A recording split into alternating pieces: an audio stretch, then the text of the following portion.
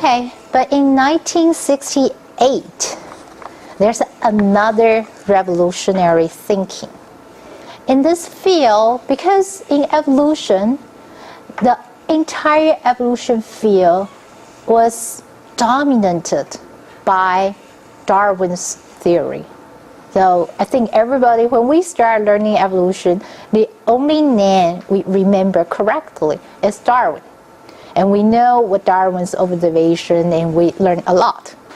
And you probably forget, actually before Darwin, there's someone else or more than one people have mentioned about the importance of variation. One of them is Lamarck, right? So this is something, so the oldest scientist's name printed on our textbook, and we learn that. And in your evolution book, the textbook, you open it, we always start from what is evolution and what is the history, and we'll talk about what Darwin did and what he's discovered or what he said or what his principle is. So this field is also follow that mainstream. However, in the late 60s, because of all the molecular information, people start have different thought. And the smart person is Kimura. He mentioned, if all the molecule changed without the influence by natural selection, then maybe it's very easy to calculate the rate of evolution. So this is what I put the concept into my own words, but they proposed what we know now is the neutral theory. It means not everything influenced by natural selection. We'll talk about that in probably the middle before our midterm exam. We'll talk about the signature of natural selection at the molecular level. But I will try, I hope I will keep trying to emphasize, although we are interested on a specific gene or on specific sites influenced by natural selection, but it doesn't mean everything can be explained by natural selection. So we also will spend time to mention about neutral theory. If you took evolution last semester, this will be part of the lecture. So we'll spend at least an hour talk about neutral theory. The molecule could change, and they probably nothing affect, it just change randomly. And that also could contribute to the amount of genetic variation. So this is something we do. And immediately from molecular biologist point of view, start talking about or start have the word non-Darwinian evolution. And you see things like that every decade or every 10 years or every 20 years. So occasionally you saw a news or a paper talk about these topics.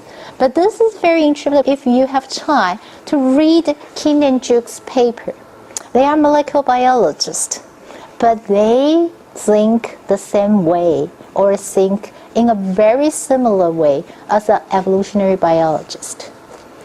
Although in the class I would say, okay, I'm interested in evolution, or I was trained as a geneticist, but the field shouldn't confine your ability.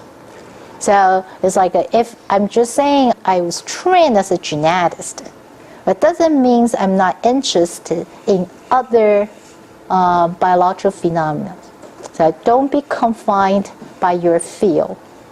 But here is, I want to put these two together.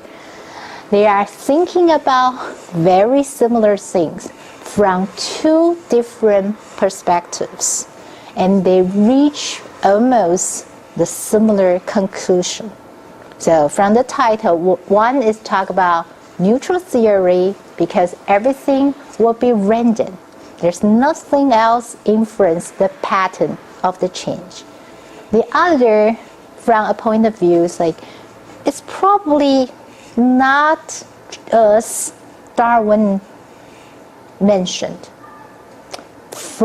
based on their understanding in molecular biology in late 60s. So this is something you can see people in different fields, they think things very similarly because the evidence are around us all the time. Okay, then this is another thing. You probably learned it in genetics. You know genetic code. And you can go back to flip your textbook and look at how they discovered, how they found the first genetic code. Okay, this is something very important because although we say we try to study the evolution of the molecule, including protein or DNA, or when I say DNA, RNA was sort of included there. So when my friend in molecular biology or biochemistry, they have a specific question, they will call me and say, oh, CHAU-TI, I have a gene, I want to look at the evolution, could you help? I say, sure. Then the next minute, an email comes in, I say, okay, CHAU-TI, this is something, I would like to know, whatever. Then they have a message, and the sequence is in the attached file. 95% of the time, or even higher, when I click on the file, it's the protein sequence. You know, in a chemist point of view, the protein is the real functional unit, right? So the protein is important, which we all agree on. And he or she is interested in the evolution of the protein. And this is also reasonable. But they didn't know. In practice, we use the DNA sequence of that protein to analyze the data. Since we have DNA sequence available, because it's very easy, through the course you will know, it's relatively easy to analyze or to compare sequence and estimate the ancient sequence information and also reconstruct the changes over time. So then I have to send the second email say, sorry, I need a DNA sequence. And they were very surprised. Why? The DNA is boring, right? Because I think in the early 20th centuries, everybody agreed that DNA is just like, there's so limited variation, unlike proteins. Well, but you will learn that why we use DNA to do all the estimates. So I have to spend another probably 5 minutes to explain to my friend why we use DNA to do that very briefly, but I do need a DNA sequence available to do something. So this is like how you can see people, we all do the same thing. We all go through the undergraduate, go to graduate school, just in a slightly different field, but we don't really know what is going on in practical.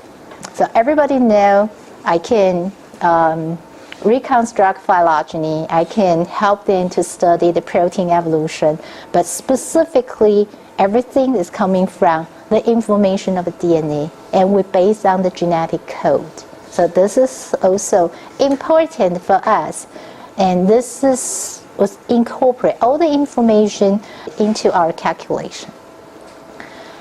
In 1972, there's a method published we call Nace genetic distance.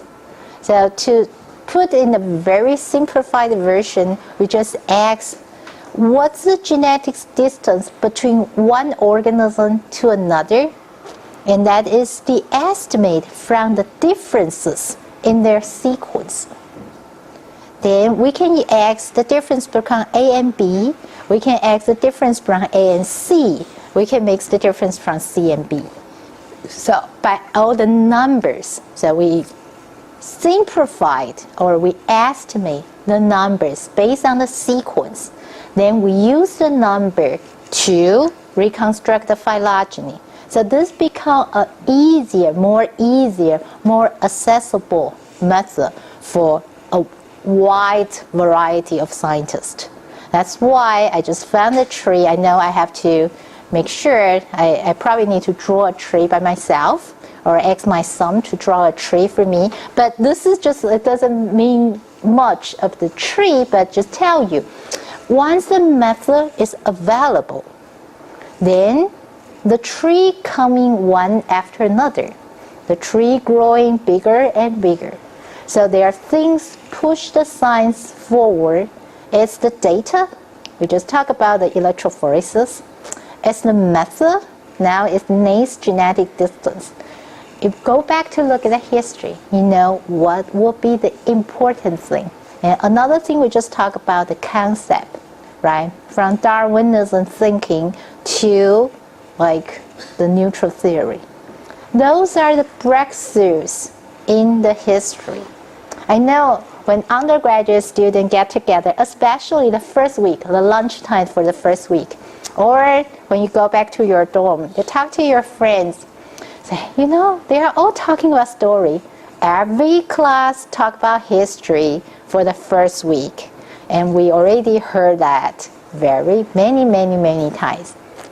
But the important part is we want to learn what happened in the past and learned what will be important in the future.